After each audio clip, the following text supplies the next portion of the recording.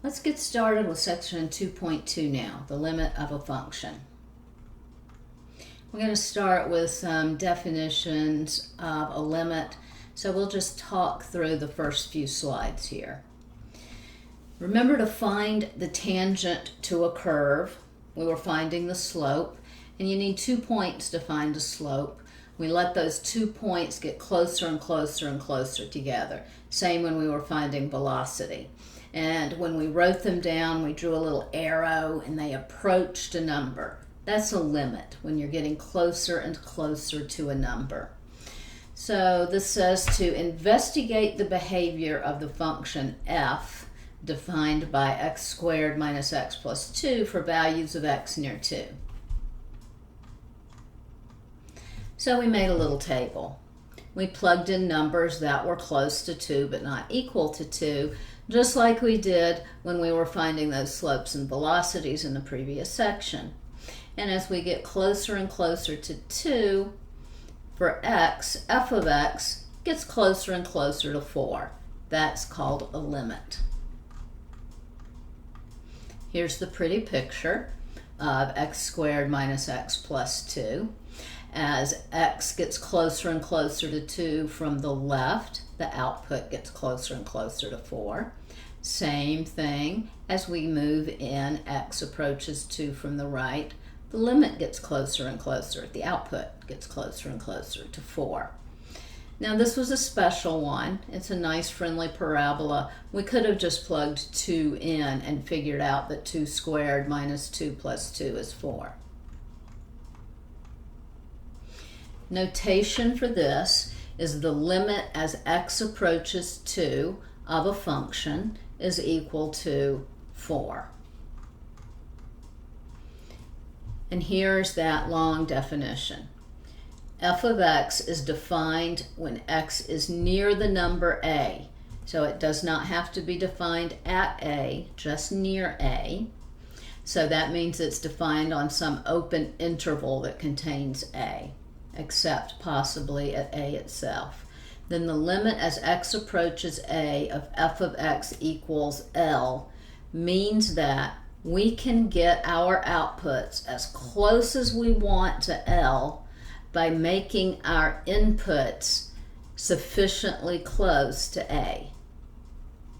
Okay, that makes sense. We can do that. If we want to be close enough to 4, we just have to, our output's close enough to 4, we have to get our inputs close enough to 2 to make that happen. We could do that. Another notation for this is f of x approaches L as x approaches A. And again, notice the phrase x does not equal A in the definition. It does not have to exist at the point A. Here are 3 examples where the limit as x approaches A of a function is equal to L. Here we have a nice smooth continuous function like our parabola was. Here we have a function where somebody just did something strange. They punched a hole in the function at A and made f of A be equal to something besides L. And here we just punched a hole in the function when x was equal to A and it doesn't even exist there. But in all 3 of these cases, as x approaches A, the outputs approach L. Now we're asked to guess the value of the limit as x approaches 1 of x minus 1 over x squared minus 1. Unlike the parabola where we could have just plugged the 1 in, the 2 in, we can't just plug the 1 in. Here we would get a 0 in the denominator. So first option would be to use our calculator like we did in the previous section. So I'm going to go ahead and write down what I'm trying to calculate. Limit as x approaches 1 of x minus 1 over x squared minus 1. And then I'll minimize this screen and we'll use our calculator to do some calculating.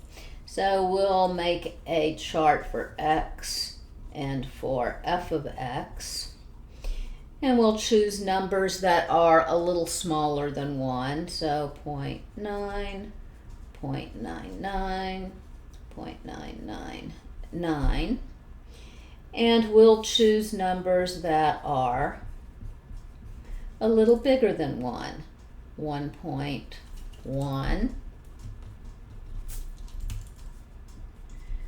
1.01, 1.001, and see if we come up with a pattern if anything happens. So, just like we did before, turn the calculator on, press the table button, edit the function, clear out the old stuff, and this time we just put our function in. X minus 1, x squared minus 1. And I'll start with 0.9, 0.99, 0.999. Okay, so I have 10 over 19.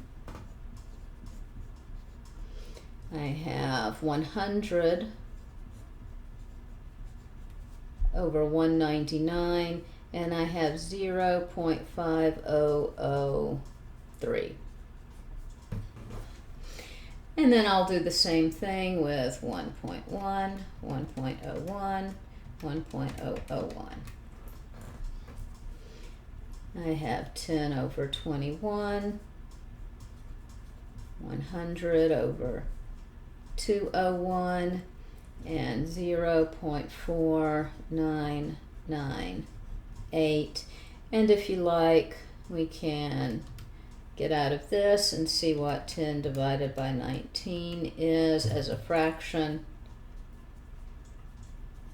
0.5263, 100 divided by 199, 5025, and you can see they're getting closer and closer to 0.5.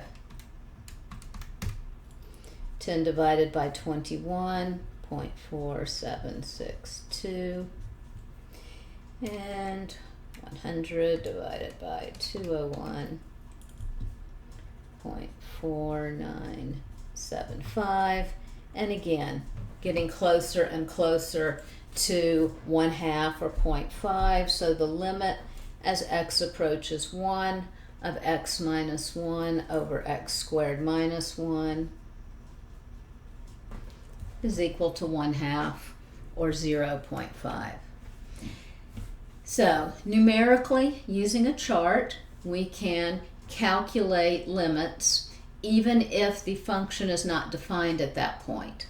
We can use our calculator like we did here. The next example, I'm going to use Desmos, but we'll sign off now and start a new example in a moment.